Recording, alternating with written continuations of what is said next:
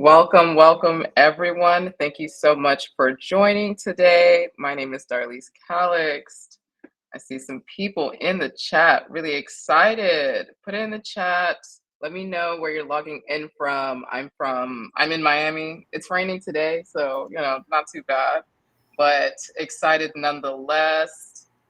Where are you all coming in from? I know we have a really global audience, so I'm excited to see where everybody's calling in from. I say calling in like it's a radio show, which it does kind of feel like. Love that. Jackson, Mississippi, Uganda. Oh, I love the global audience. Love the global audience. Cape Town, very windy today. I need to make a trip to Cape Town. Well, thank you all for joining today. Super excited. Welcome to Strategies for Women to Navigate and Thrive in Tech Careers with Lakecia. We're so excited to have you here today. My name is Darlise Calix, co-founder and co-organizer of Creator Fest, and I'll be your technical support for this session. Before we get started, I just want to make sure everyone is set up for a great experience. So if you have any questions or run into any issues during the session, feel free to reach out to me directly in the chat. I'll be here the entire time to help out. So, quick note about the tools we'll be using today. You'll see a Q&A feature in your toolbar. So if any questions pop up during the presentation, feel free to use that feature to ask any questions and upvote any questions that you already see that you're like, wait, I really want that question answered. Feel free to share your reactions or thoughts in the chat as well. If you're feeling good, if you're feeling excited, give me an applause. You'll see the applause in the corner there. If you're feeling good, give me a thumbs up.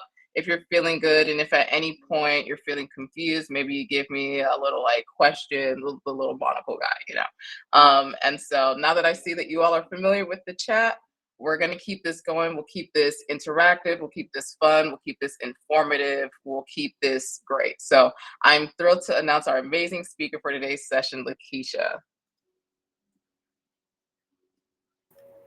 Thank you so much. It's wonderful to be here. I'm excited to jump in on this topic. Let me share my content.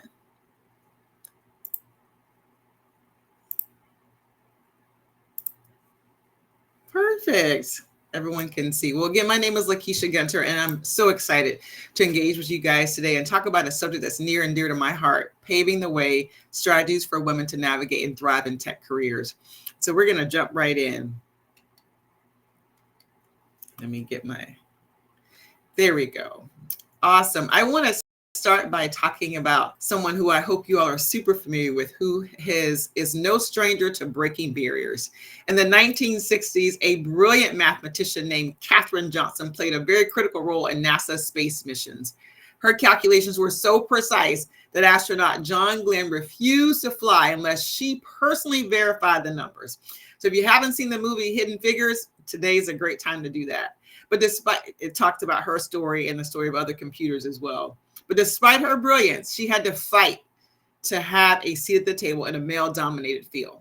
Catherine's story teaches us that success in tech isn't just about intelligence. I think we all know that. It's about persistence, confidence, and advocating for your place in the room. Many women in tech face the same challenges, but the key isn't just overcoming obstacles. No. It's having the right strategies to navigate them. And that's exactly what we're going to talk about today. 3 strategies to help you thrive in your tech career. But before we dive into those strategies, let me share a little bit about my journey and why this topic is so very important to me. My story. Let me just tell you, it began in a small town in Florida called Haines City, Florida, right outside of Orlando. And our claim to fame was simply being one of the top producers of oranges in the state, but also being right next to all the theme parks in Orlando. So yes, I did go to Disney a lot and SeaWorld a lot.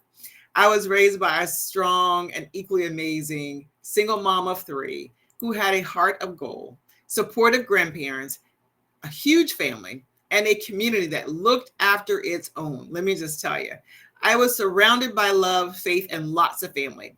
My mom instilled in me in the very early age the value of hard work. She set an example of how to stay vigilant in the face of adversity, never allowing challenges in life or the environment to dictate or define her life story. So they absolutely would not dictate mine. That's the kind of mom that I had. Early in my life, I discovered my love for computers. And let me just tell you, it was a whole new world for me.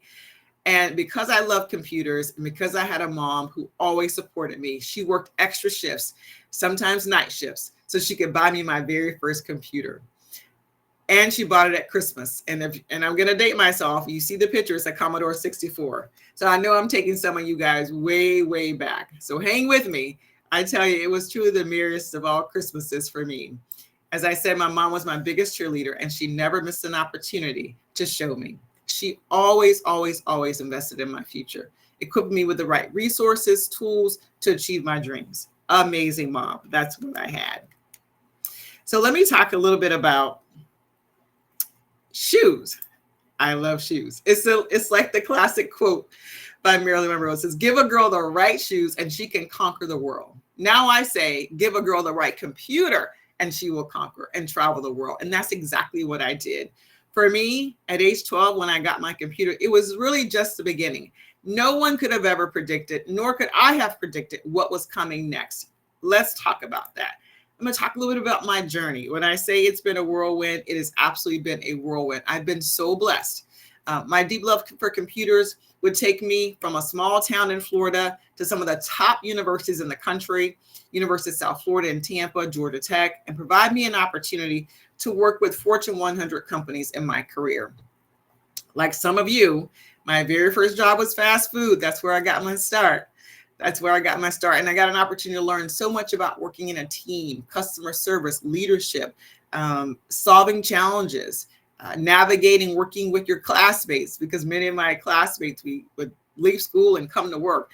But, I was able to take those life experiences at KFC and really take them into my corporate career, where I've been able to work for over 25 years and navigate through like I said, some of the most successful companies, Intel, Microsoft, HP, you name it. And now the opportunity to take my 25 plus years of expertise and navigate that and parlay that into corporate boards. And so, in that career, in my career that is still, growing today, I've had my share of challenges as well, much like many of you. And just as Catherine did, that's what we talked about from the very beginning. And I learned it was all about being resilient, persistent, finding allies, advocating for myself. So it's important to me that I make sure that I can help others in tech succeed, others succeed in their life and their career. And so that's what I'm super passionate about. I'm always finding opportunities to share, to support women and men on their career journey, because so many people helped me. So now that you know a little bit about my journey, let's get into some strategies that really you can use to help pave your way and your own path in tech. So let's talk about it. I'm going to outline three strategies for your success. The first one being, there we go. I got to build here. The first one being the importance of building a very, very strong network. It is key to your success in life and in corporate. It's important to seek mentors for guidance and sponsors for career advocacy. That's exactly what I've been able to do in my career. Join professional groups, attend conferences, and engage in industry networks. It's really critical to form those connections across multiple pathways, so to speak. It's important to build relationships with your peers, leaders, and allies for career support. The second thing I want to talk about is developing in-demand skills and staying ahead of trends in the industry. Can't stress that enough. As leaders, we want to make sure that we stay on the cutting edge of the tech skills that are emerging, and I'd say tech trends that are emerging in the world right now, and making sure we're upskilling ourselves on what those tech trends are. What am I talking about? AI, cloud computing, cybersecurity, just to name a few.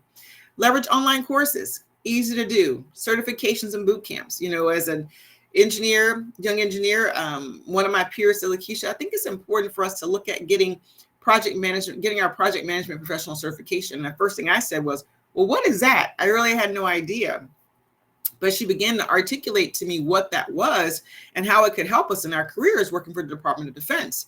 And so we were able to talk to our managers and leaders, and they said, absolutely go for it, guys. And that's what we did. And so we became Project Management Professional Certified, which has been a game changer for my career. And then we also started the PMI chapter, the Project Management Institute chapter in Florida, as a result of getting certified and understanding the value that certification provided for us and could provide for others. You want to gain leadership, communication, and business strategy skills to advance your career. This is critically important. I know I'm using the word quite a lot, but I can't stress the importance of not only being tech savvy, but really understanding how to work with people, how to communicate with people, how to communicate up, down, left, right, 360 communication, how to work with diverse talent at the table. How can you bring people along? How can you help people navigate change? Those are the indispensable skills and qualities that if you can possess those, is certainly going to help you advance your career. And the third thing I'm going to talk about is really advocating for yourself and negotiating with confidence. I know that can be a challenge at times because we really are able to speak on others and their success, but it's sometimes very hard for us as women to talk about our own success. So I really encourage you to get comfortable talking about how amazing you really are. People want to know that, and it's important to share. And start by tracking your achievements and really being able to communicate your value. What's your elevator speech? If you get in the elevator with the CEO of your company, what would you say to him or her? Or if you get a chance to talk to your skip level manager, how might you talk about what you've done, your impact, and what you want to do in the organization? And as you begin to negotiate, it's all about the data. Make sure, I always say, take the emotions out of it. It's really about the data. Use data-driven arguments when you begin to negotiate about your promotion and raise. And making sure, you walk into the room knowing exactly what the market holds, what your company is doing, and then where you believe you're delivering value above and beyond. That's important when you're having those conversations. And it can be scary at times, but that's where you can also find a peer or a mentor and begin to role play. Speak up for opportunities and take on challenges and make sure you push yourself for growth. So those are 3 things that we're going to talk about. So let's kind of dive right in to each one in particular. So the first one is about building your network. When I joined Intel a number of years ago, I had an amazing manager, my very first manager at Intel. And she said, Lakecia, we're going to be fast partners, no doubt about it. You're going to be successful in your job. I'm not worried about that. She said, but one thing I want to make sure you do is you need to build a network to be able to navigate this 100,000 person company. You have to make it smaller. You need to build community. And what she did is, I say she was just kind of, my fairy godmother in so many ways, just supporting me and making sure I would be successful. She said, I want you to go meet these 5 women. I've already told them you're going to reach out to them. And that's going to be your Fab 5, so to speak, your Fave 5. And they're going to help you navigate this company. And I'm so grateful she did. She extended her network to me. She extended her credibility to me. And to make sure that I had a group of supportive women that I could access that could help me navigate a very large corporate landscape and really kind of give me the unwritten rules, kind of make sure I could read the tea leaves, so to speak. And that group of 5 really began to provide guidance and insight to me for my roles at Intel. And so, that's important for all of us to have a community or tribe. They can help you navigate some of the most challenging times and the most exciting times in your career. And so I was grateful to my manager because, within 6 months of my being at Intel, I lost my first manager. She passed away, but she planted a vision in me in terms of what I could achieve. And she also shared that vision with that Fab 5. And so once she passed away, they made certain that they began to wrap their arms around me to make sure that I could be successful based on what she wanted for me in my career. And so something as personal as dreaming big starts with the relationships that you cultivate. And it certainly did in my case. All right, so let's move on to the next slide here. So I want to share with you a little bit of what my network looks like. And as you can see from this picture, I continue to expand from that initial 5 that Pete gave me to start with, and it includes some amazing male allies as well. All of these people have showed up for me in some form or fashion in my career. And the same can happen for you. This is my team, Lakecia, as I call them, my squad, my personal board of directors, my personal board of advisors. It's an interconnected network of mutually supportive relationships. It's interconnected, mutually supportive, and they not only elevate me, but they elevate each other. And, it's not just about my capability, but it's the capability of the entire network. We work together to make sure that we all can be successful. I am where I am in life today because of my family and because of the relationships that I've cultivated, and with many of these people and many more that you don't see on the slide in front of you. So let's talk about how we can get you started on your journey. What do I want you to do? I want you to begin to think about who is on your team. Who do you need to add?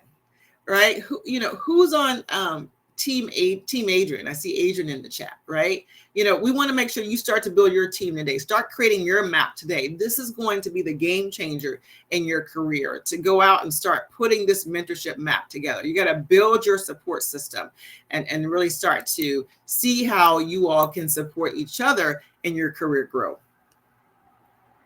So what do I want you to do? Well, as you think about your team, I want you to identify 3 key people that you need on your career journey. I'm going to call out a few. I want you to get a mentor, someone that can offer career advice. That mentor is going to guide you. I want you to then look for a sponsor, someone that can advocate for you. And it's important to have a peer, a trusted partner that can be your accountability partner. So we know that having a strong network is key. We know that. We've talked about that. And I'm sure you've heard of many success stories.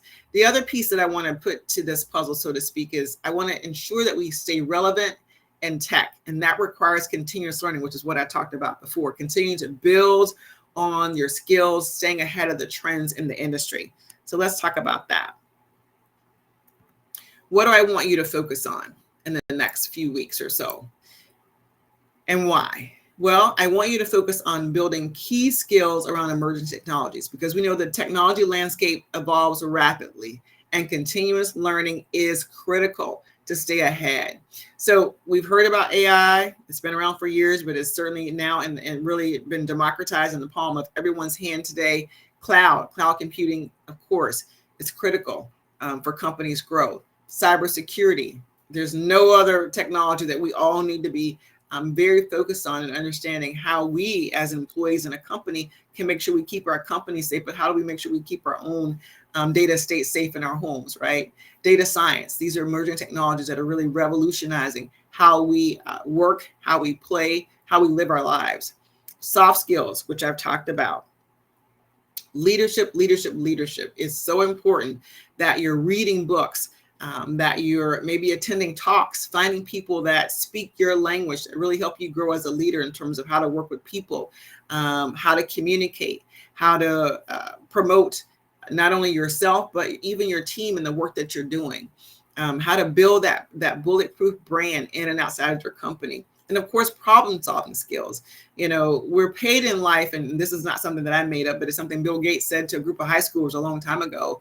Your success in life and what you're paid in life is going to be based on 2 things: your ability to relate to people and your ability to solve problems. I've never forgotten that. And those are 2 skills that will allow you to be paid extremely well in your career, because it is all about working with different personalities and backgrounds. And it's about solving some of the most challenging problems in life. Okay. And as we talked about before, it's about lifelong learning. Importance of making sure, I said, that you are continuing to educate yourself. There's so many free courses that you can take in any particular topic that you're interested in. Gaining certifications, like I said, that project management professional certification for an engineer or anyone was game changing. When I got my opportunity to come work for Intel, it was really a result of my background, having an undergrad and master's in engineering, having worked in semiconductors, but also the key was having that project management professional certification. The recruiter specifically said the manager is looking for someone that is a certified project management professional, because we need someone to help us navigate these large scale projects and bring them to completion. So that was a differentiator for me that helped me stand out. And of course, participating in hackathons. Why? Because for one, they're fun. For two, you can learn a lot. And so what am I asking you to do today? I'm really asking you to really think about building the rights that you need to be successful. Identify one skill to commit to learning in the next 6 months. That is the action step that I'm asking you to take today. And like I said, once you're building those right skill sets, now we got to make sure that we're connecting with the right people to really help us advance our career. All right, so let's talk about that. What do I mean? Well, talk about really some key strategies that I've employed in my career to network, to find people that I can connect with, that I relate to, that I admire, that I want to be like, so to speak. In a recent survey, 88% of women surveyed said they wanted to advance their career to the next level. 70% have the desire to be a senior leader. So we know that we have we have the goals, the drive, the initiative, but sometimes we don't always take those steps to connect with the right people to pursue that. And so I want to share with you a story about Mary Woolner, who's a vice president at Intel, and she's still a dear friend today. I love Mary. I learned so much from her. And so I had an opportunity to hear Mary speak one day, and I thought, oh my gosh, for one, she's inspirational. For two, she is wicked smart. For three, it looks like we've got a few more things in common. We love software, we love tech, and she's from Florida. And so I went up to her after her talk and I said, oh my gosh, I just really want to learn more about what you shared. I really am inspired by your career journey. Do you mind if I set up a 15-minute coffee chat? I didn't say 30, didn't say an hour. I said 15 minutes. And she said, of course. And so I went to send her the note and said, hey, I'd love to get that 15 minutes. And of course, her answer was yes. So we began to talk. And so we began to really just kind of engage authentically, as you see, right? And so I began to learn what her passions were, what she was interested in. And so then what I did is, as I began to learn her interests, and I thought, well, you know what? I want to make sure that I'm being of value to her too. So I began to send her different articles on things that she was interested in, or if I saw a talk around a topic around software assurance, whatever the case may be, I sent it to her. And so she would always say, Lakecia, thank you so much. And so I began to continue to have more one-on-ones and share with her my career journey and what I wanted to do, what was important to me, and how I was looking to try to transition out of my organization to something bigger that could really take advantage of all my skills. And so one day, Mary said, hey, Lakecia, I'm going to send you a couple of job opportunities in my organization. I want you to take a look and see if it's something you're interested in, and let's have a one-on-one. And so I said, sure. So she sent me the job descriptions. I took a look at them and I got all excited. But then I said, well, as I read them, I'm sure you know that maybe a little bit of fear and doubt creeped in. But I went and had the one-on-one with Mary, and she said, well, Lakecia, what do you think? I said, well, you know what? These are great opportunities. And, I began to look at the qualifications, Mary. And, as I look at them, I don't think that I have all of them. So I'm not quite sure I'll be qualified for the role. And she said, Lakecia, stop it. Don't ever do that again. She said, men will look at this and say, I have 2 of these 10 items and I can do this job. You have 7 and you're like, I can't do it. And she said, don't ever do that again. She said, what I want you to do is in the future, learn to say yes. Okay. She's like, essentially say yes to the job. Say, actually, I can. When the opportunity knocks, that's what I need you to say.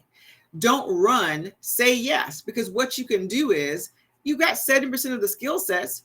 You can get on the phone with your network, the massive network that you've created, and say, hey, listen, I need to spin up on these other 3 things, and I believe I can be a successful candidate for this job. And so what I'm saying is many times we don't know how much we're capable of, right? We just have to say yes to a job, yes to the idea, and then we can go get prepared. So that is the one lesson, multiple lessons I learned from Mary, but that was one critical lesson I learned is I don't say no. I say, yes, I can. And then I begin to phone a friend and tap into my network to say, I need a little bit of help. So let's talk about you. What I want you to do is I want you to take a minute to really think about, has there ever been an opportunity where you yourself, you may have hesitated to take on that opportunity? Maybe it was a promotion, maybe it was a new role or project that excited you, but you hesitated. What stopped you? Was it self-doubt? Was it feeling like you didn't have enough support or you weren't certain about your skills? Think about that.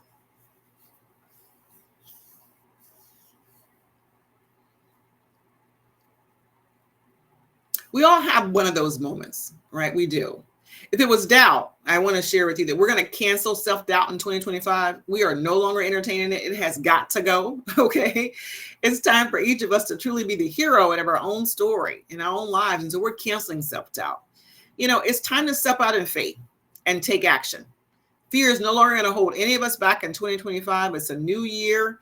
We're just beginning. You're releasing that inner roar. You're releasing that fierceness that's inside of you. and we're going to move forward. And so I want you to start thinking about what it's going to take to expand your network, build your team. And so let's talk about once you essentially, you built your network, you've increased your skill set. And now let's talk about how to leverage those connections to advocate for yourself in your career. Because I've done that plenty of times. I reached out to my network and said, okay, I need your help in this next phase of my career. And that's around getting that next job, that next offer. It can feel a little, disconcerting sometimes when you have to go and negotiate. Because as I said, at times we may not be really good at negotiating on behalf of ourselves, but we're definitely really good about negotiating for others. I have a nephew and a niece, and I don't play about them. And so I'm always like, no, we got to make sure we get this done for my nephew and my niece. And hey, as we have these conversations, let's negotiate these types of things, right? We're really good at doing that for other people, but I want to talk about what it takes to do that for ourselves. And so you have to know your value. And really the way you can shore that up with data, as we talked about, is research salaries and industry benchmarks. Talk to other people. Other people, they may not want to talk to you in your company, but you can find folks in other companies who have like jobs and say, what are the industry standards? What are these roles paying? And as you begin to have the conversations about your impact and what you're bringing to the organization, which is why you're asking for those dollars, you want to focus on the results and the contributions that you've made that have really driven an impact to the business's bottom line. And of course, I always say, ask with confidence. Ask with confidence. Use data, not just emotion. And at times, like I said, this can feel challenging. So it's really okay to find a peer, a mentor, a sponsor, and begin to do salary negotiations, role play. You can do scenarios with your peer, someone in your board of directors, your team. As I said, that's what you want to do so that you feel really good about having these conversations. Okay, I think we got it. All right, so we've covered mentorship, we've covered skills, networking, and negotiation.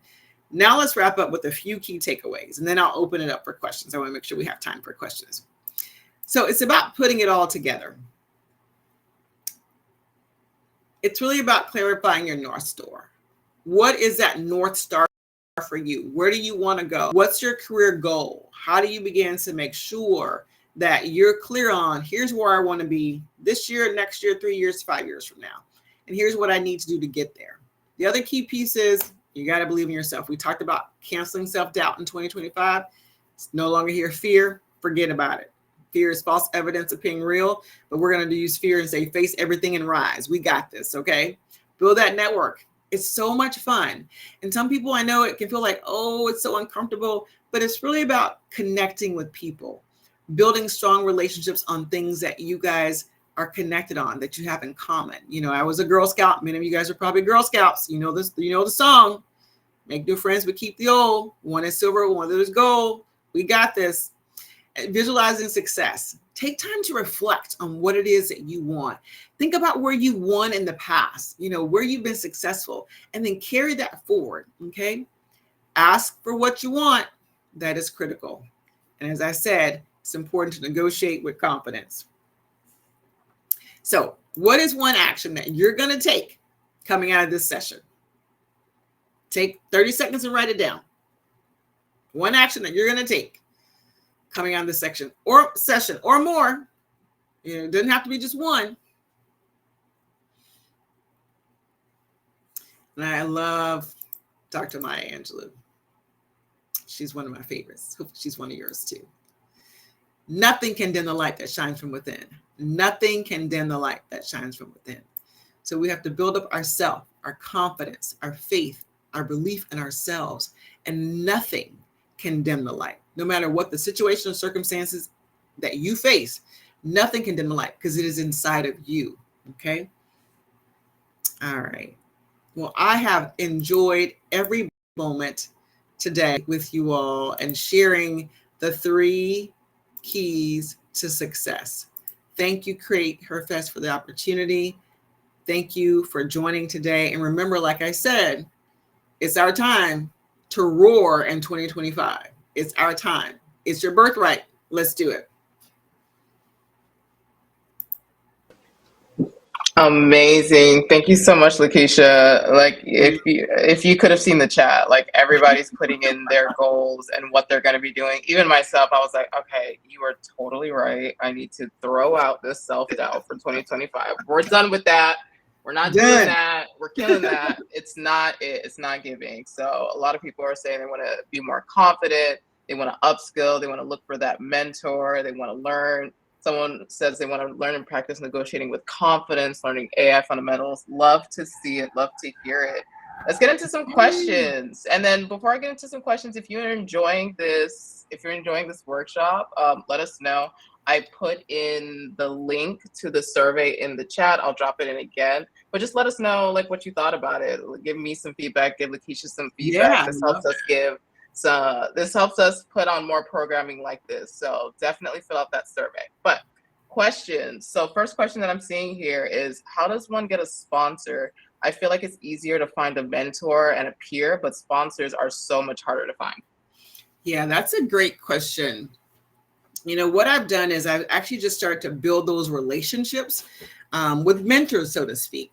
And the sponsors tend to fall out, right? Because as you begin to articulate what you're looking for, what your dreams and goals are, if you're spending enough time with someone, they typically can't walk away with saying, well, you know what, let me see how I can help you. And so that evolves into a sponsorship relationship. Some of your companies will really create a sponsor program where they will say for directors or senior directors or whatever, you've been assigned a sponsor. And so some companies do that. But the way I've been able to do it is I've built those relationships. So initially, Mary Wilner was a mentor. You heard me talk about it. We just had one-on-ones, and I began to just, because I loved her, I really adored her. And I'm like, you know what, for me, networking and building relationships is really about how can I give? How can I make someone else's life better? How can I enhance what they're trying to do? And so as I began to do that, we just began to build a relationship, a friendship. And so I could talk to her about challenges that I was facing and what I wanted to do with my career. And so she said, okay, well, Lakecia, now let me help you. So that's how it happens. It's not transactional. It's relational. So it's about building those. Now it can be, but when someone is your sponsor, they're basically lending you their credibility.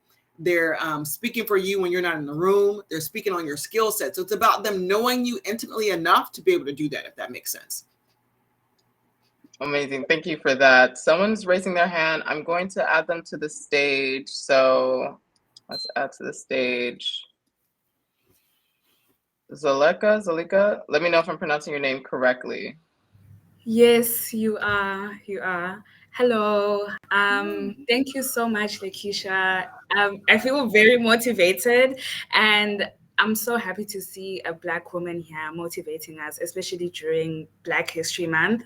Yeah. So, yes.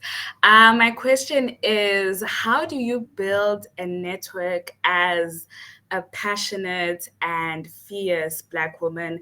In my experience, most of the time, I there's a lot of stereotyping when you're that confident, assertive woman, and people tend to think, you're the B word, or she's not easy to work with. So how do you, create that network without changing who you are? And also, being in a male dominated industry, how do you maintain that professional line with your male counterparts? Because what I found is that, you meet someone, a male person, and you think, okay, this can be a connection, but he has ulterior motives.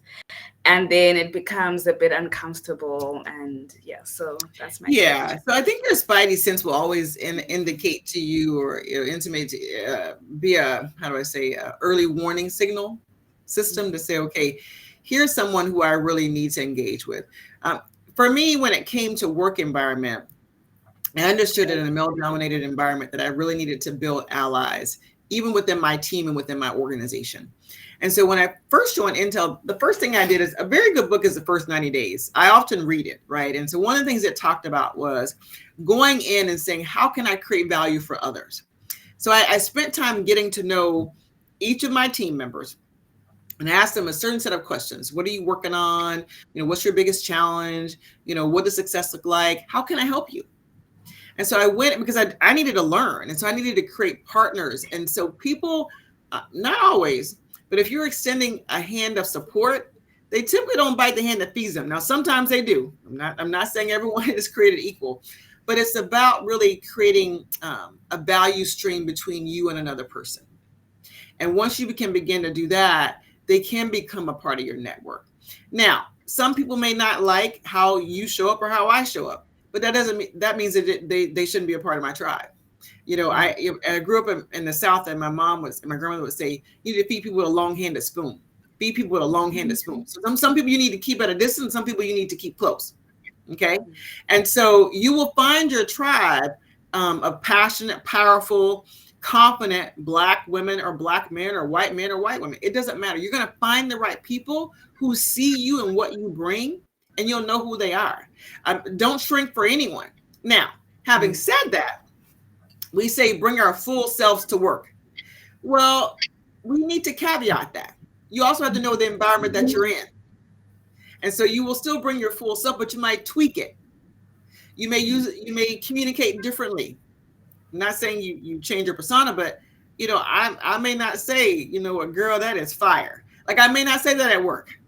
I may say that to the right person. I'm like, oh my gosh, that was absolutely amazing. Fantastic job. So I can still be me, be powerful, be passionate, but I may change my language based on my environment, if that makes sense.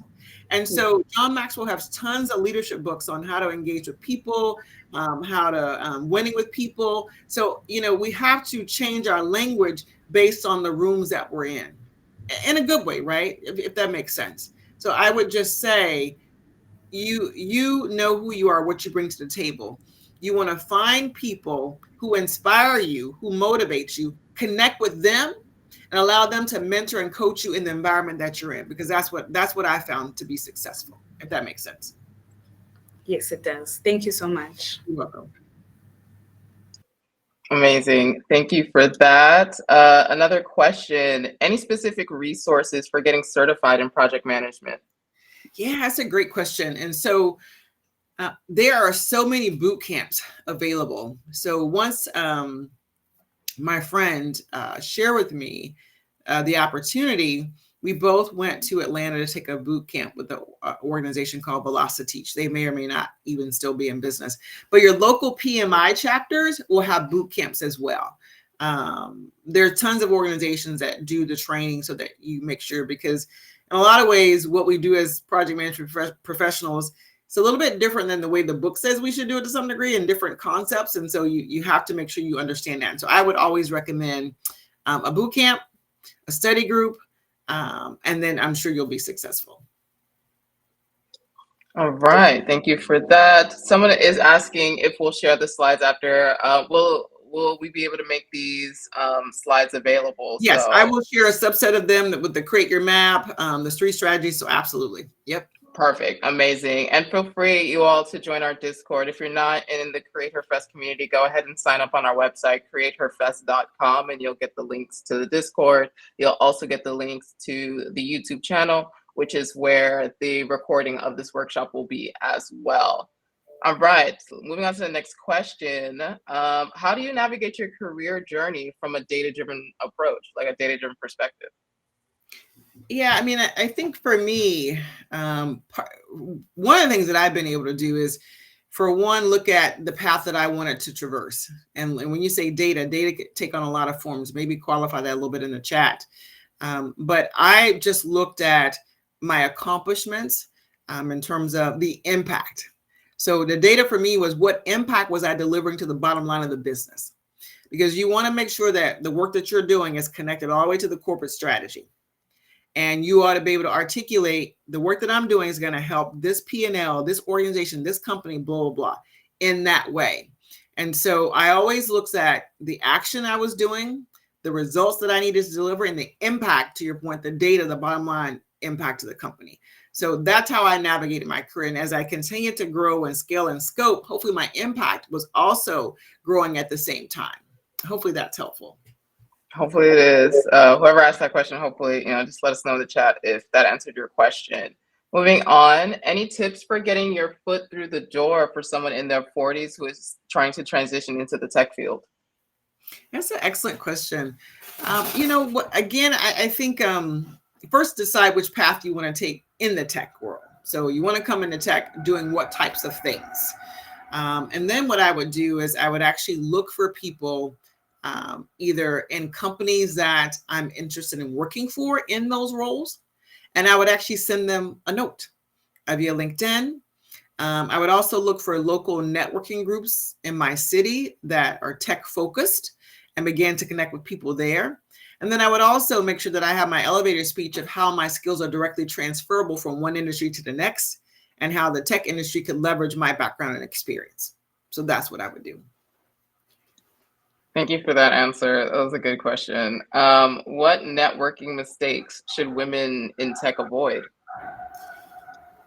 That's a great question. I don't know if I have an excellent answer for that. The biggest one I can say is not doing it.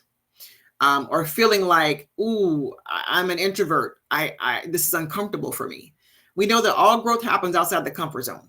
So you have to stretch yourself. And so the biggest mistake people make is they psych themselves out like, I'm not good at networking, or this is too hard, I can't do it, and nobody's going to like me. So it's a mental self-sabotage of why you're not going to be successful at this. And so I think the first thing is to reframe networking. It's an opportunity to connect with people, to be interested in others, to be of service to others. So I think if you have that mindset, I know many of us have gone to conferences, Grace Hopper, Society of Women Engineers, all types of conferences. And we've heard people speak, or we sat next to a person beside us and like, oh my gosh, they're so interesting. I want to learn more. So take the approach of a 5-year-old. They never meet a stranger. They're always interested in others. They begin to ask questions, innocent questions, and they begin to connect. And so I would just say, have the faith of a child. Have childlike faith when you begin to connect with other people, and generally be interested in others. It's not about what you can get. It's about what you can give and what you can learn. Yeah, we got some applauses for that one. That hit. I see Esther's raising her hand. I'm going to bring her onto the stage so she can ask her question.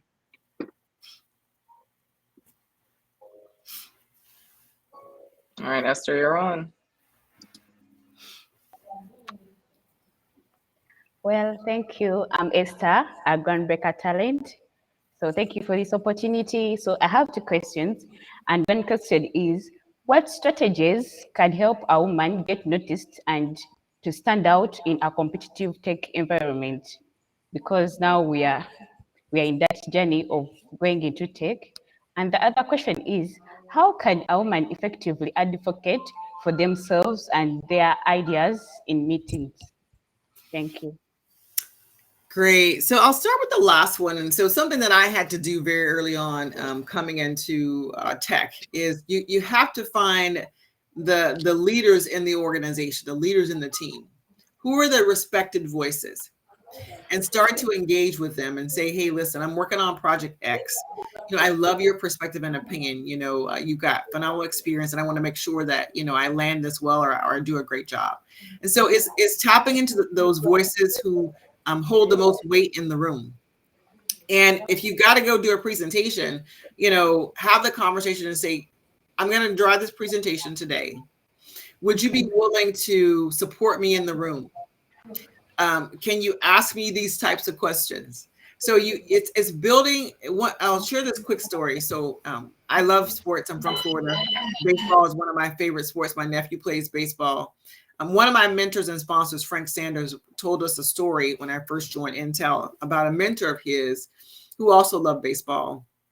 And in baseball, there's a term called, in baseball, you're measured by your batting average, your RBIs, your defense, and a few other things. But one is RBIs, and that's run bases in. If I get up to the bat and I hit the ball, how many people did I bring in? He said, but there's another way to look at RBIs. It's called relationship before the issue. And so we as leaders have to build relationships before we actually need to cross the bridge. And so you're building relationships before you need anyone in the organization. You're understanding, how do I bring value? Because one day I'm going to have to go to that bank and withdraw $20 out. So let me put a deposit in to John today because I may need something later. Again, it's about helping others. And so what I would do is I built those relationships. And when I needed to get in the room before the VP, then I could reach out to K7, who was an Intel fellow, and say, K7, I got to go talk to John. And here's what I'm going to talk about today. You can't join the meeting, but when you see John after the meeting, can you make sure you reinforce these 3 points? I had the relationship before I needed to cross the bridge. That's one thing. Now, I think your first question was around how can we stand out? How can we advocate for ourselves? It again is around building your brand, your reputation, how you show up, how you want to be perceived. One of my friends, I learned this from a course, but also from a friend, Monique Hayward, who's masterful at marketing. She's a phenomenal tech marketer, CMO, and phenomenal brand strategist. So look up Monique Hayward on LinkedIn. You're going to follow her. She's amazing. So Monique would always say, Lakecia, it's important to know what other people think about you. And so you want to control your own narrative. And so when I knew I'd been doing the work to be promoted, but for whatever reason wasn't getting promoted, then I said, well, let me go ask people what they really think about me. How am I showing up? How did I deliver on that project? And so any project I would do, I would say, hey, listen, Bob, would you be willing to write a few comments around how I showed up, how I supported you, that I might be able to share with my manager? Of course, Lakecia. And then I would also, maybe once or twice a year, I would send a note to about 20 different people, peers, leaders, managers, other organizations I support. And I said, if you could describe me in 2 words, what would that be? Now, I was getting this data, as someone asked earlier, because I needed to know what people thought about me. And then when I wrote my performance review, I could tell them beyond a shadow that I know what impact I'm delivering. I know what people think because I've asked them. So that's how you build your brand. And that's how you build the brand as Esther is the person that can get it done. If you got a problem, you call Esther. Esther's the one that can bring people in a room, get together and solve a problem. Esther's the one that solved that difficult customer problem that none of us could solve because she did these things. So you begin to get other people speaking on your behalf when you're not in the room. That's why the network is important, and supporting and feeding, nurturing. It's like a garden. You nurture a garden. You want it to grow. You water it. You know what? You give it sunlight. That's what this is about. And it's not because of what you can get today. For one, you have to genuinely want to support people.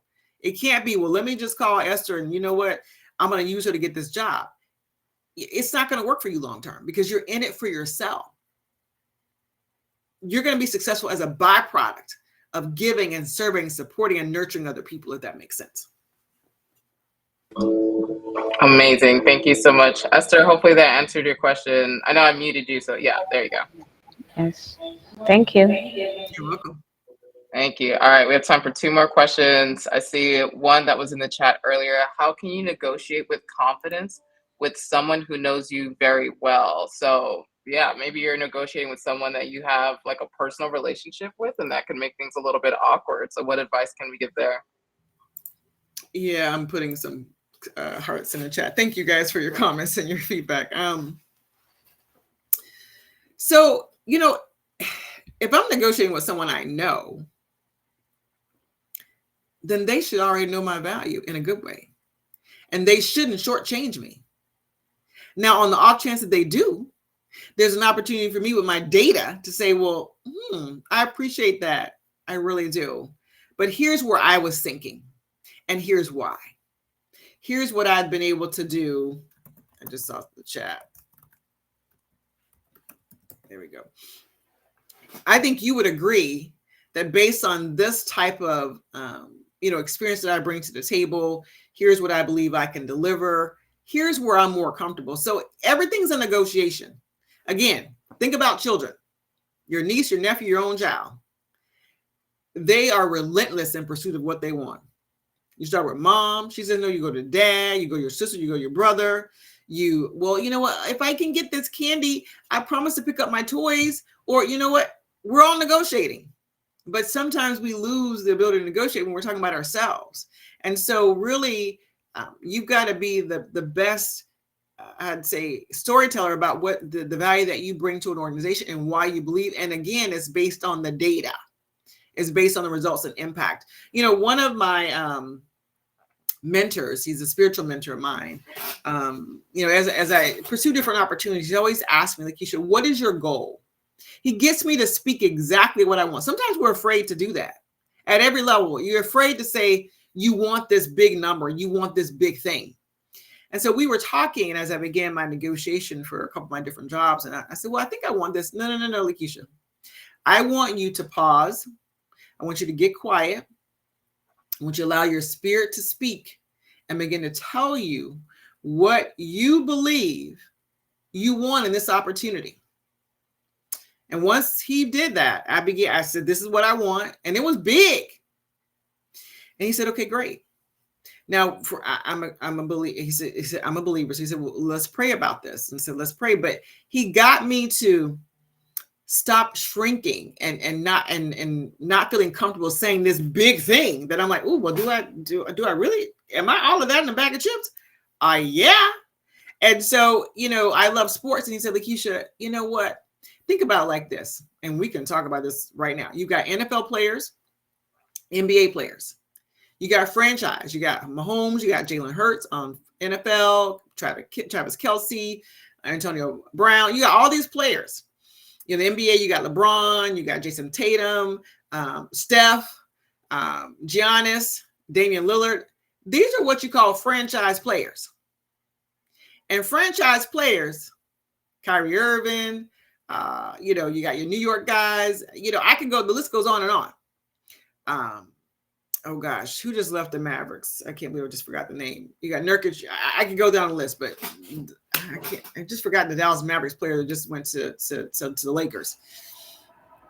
Somebody knows. Thank you, Luka. I think it was Luka. You got it. Thank you so much. And so these guys command 50, 100, 200, $300 million because they're franchise players, which means that when I put them in the game, we expect to win. You got to think of yourself as a franchise player. When they put you in the game, they're going to win. So you have to pay me like a franchise player. You have to know that you're franchise, that when you walk in the room, things change. When you walk in the room, things happen. When you are solving the problem, no doubt about it, it's going to be solved. Think of yourself as a franchise player. When I began to do that, it's game changing. I receive it. I am a franchise player. Honestly, love the energy in the chat. I think everybody's receiving this. I think the last question we have here is, how can we build our own business? So the best advice you can give for a woman who wants to be in tech or is in tech, who wants to go, maybe not the individual contributor route, but the more entrepreneurial route. Yeah, again, I think about the path that you want. I am, let me just say this. You know, I'm the oldest of my mom's children. I'm the oldest grandchild, probably at about 35 grandchildren right now. And I'm old. But the point I'm making is, you know, I was willing to learn and listen. I'm the type of person that wants to sit at the feet of the elders and say, tell me the stories. Help me understand. How did you do this? You know, how did you overcome those challenges? What might I do? So I think the biggest leader is the biggest listener. The most successful person is a person that listens, that takes the lessons from other people. And so I'm always reaching out saying, can you share this with me? How did you do that? And so if you want to be an entrepreneur in tech and AI, find other entrepreneurs. I've not met anyone in my network, anyone that I've ever reached out to that says, no, I'm not talking to you. They may not give me their crown jewels, but they'll give you enough to get started. And so if you're, whatever path you want to take, reach out to 3 to 5 people who are doing the exact same thing and ask them, would you be willing to share 15 minutes of your time to help me understand how I might get started in this space? No one has ever told me no. Amazing. I think that was our last question. Once again, Lakecia, 10 out of 10. Amazing, amazing tips, amazing workshop, amazing talk. Thank you all so much for attending, and thank you, Lakecia, for this amazing talk. You're amazing. Thank you for creating this platform. How can and let us know how we, so you're amazing. Thank you for being an entrepreneur and stepping out on faith and creating this amazing platform to bring us together to talk about how we can help one another. So whatever I can do to help you, you let me know. Whatever we can do, you tell us that, because this is absolutely amazing. Thank you so much. Thank you. Oh my goodness. I put in the chat, y'all, again, the link to the survey. Let us know your thoughts. We'd love to hear your thoughts. Also, we're keeping these workshops going. This is something that we do every week, especially as we gear into the Ideathon and Hackathon. So as you're learning new things, as you're upskilling, as you're learning about AI, as you're learning about ML and VR and blockchain, we invite you to take those skills into our next phases, the Ideathon and Hackathon, compete for prizes. So to learn more, go to our website, createherfest.com. And then also add the event schedule to your calendars as well. So I added that link as well, so you're always up to date on when the next workshops are. So that's all we have for today. Thank you all so much for everything. And go ahead and be great. Think like a franchise player. Throw away, any self-doubts, none of that negative self-talk, none of that. We're done with that for 2025. So we're done. We're done. So super excited to see you all and see what you all continue to build, and share your experience on LinkedIn. Like, that's a part of this process as well. Like, you learn something amazing, talk about that stuff, connect with each other on LinkedIn as well. Maybe drop your LinkedIn in the chat. This workshop space won't close for maybe like another 10 minutes if you want to just drop your LinkedIn. And yeah, thank you all so much. Have a great rest of your day. Thank you. Take care. Bye-bye.